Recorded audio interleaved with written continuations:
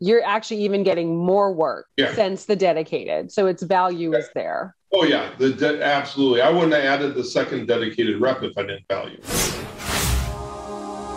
The nice thing about the dedicated rep is you can start to train them how you want them to answer the calls. So I've been teaching my dedicated reps when somebody calls in and go, hey, where in Las Vegas are you located? Or can I get your zip code in Las Vegas? Right. And that may not seem like a big thing, but when you're selling yourself as a local company, that to the caller goes, oh, they're local, right? So my agent could be in Canada, they could be in the Bahamas, they could be wherever, but they sound like they're sitting in my office. If you're a John Calling company and you want that feel, definitely look at the dedicated agent right away. And I'll listen to some calls randomly, and sometimes I'll hear something, and they're just really great about getting feedback and interacting on it. I listened to a call and called them up. I said, hey, great call. Let's tweak this little thing right here. Sure. Oh my gosh, that is awesome. Thank you for that feedback.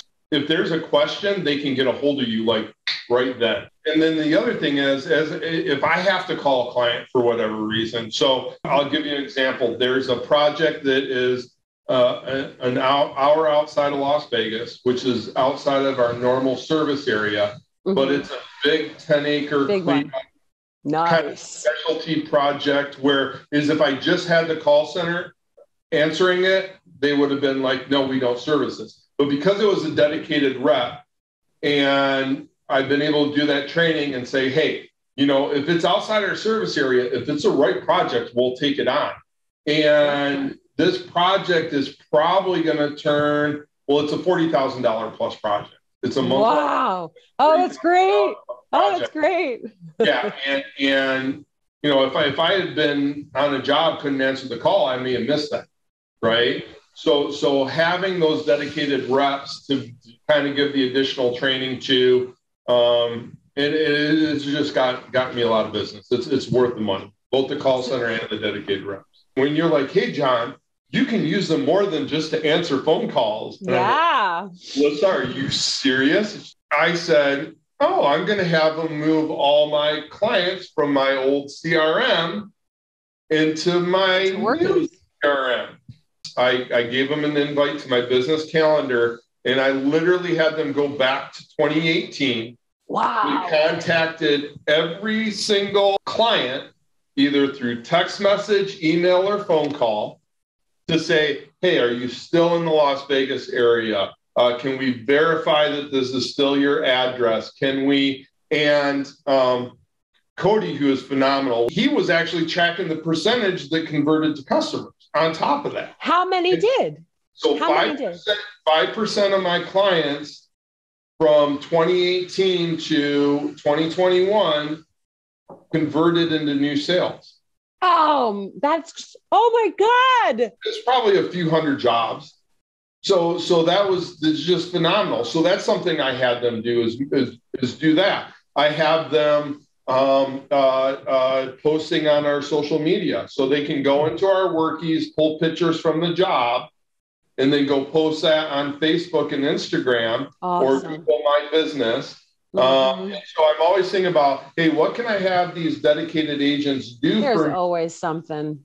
And there's always something. It's great. And it allows me to do stuff with the family because I'm not worried about missing the phone calls. It's a peace of mind, right? I can go to a movie, or I can go out on a date, or I can have dinner with my kids. My 14-year-old and 12-year-old can remember years where it would be in the middle of something. Hold on, wait. Oh, I got a business call coming in, Right. I didn't know it was true until I had kids myself, how fast it goes.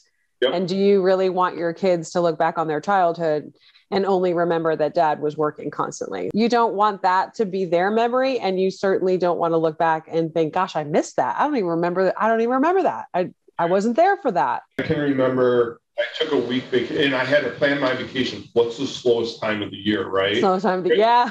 Right? Like, when can I afford to take off a week because it's going to be this stuff? Not when's the best time to go on a vacation with the family? I was still answering phone calls. on this week-long family vacation versus last year, I went out to Oceanside, California for a week. I wasn't having to answer phone calls.